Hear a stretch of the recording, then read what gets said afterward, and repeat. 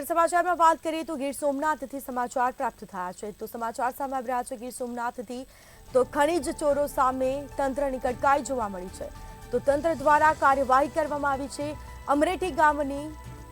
1.18 કરોડની ખનીજ ચોરી ઝડપાઈ છે તો ગુજરાતભરમાં બેફામ બન્યા છે ખનીજ માફિયાઓ રાજ્યભરમાં નક્કર કાર્યવાહીની માંગ ઉઠવા પામી છે તો સમાચાર પ્રાપ્ત થયા છે ગીર સોમનાથમાં ખનીજ ચોરો સામે તંત્રની કડકાઈ જોવા મળી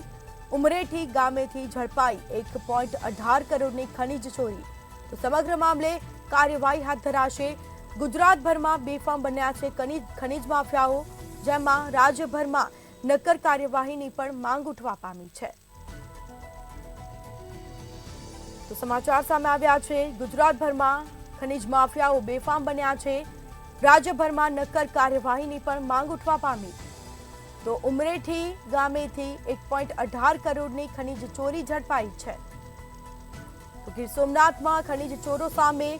તંત્રની કડકાઈ જોવા મળી કાર્યવાહી કરવામાં આવી રહી છે તો રાજ્યભરમાં નક્કર કાર્યવાહીની પણ માંગ ઉઠવા પામી છે।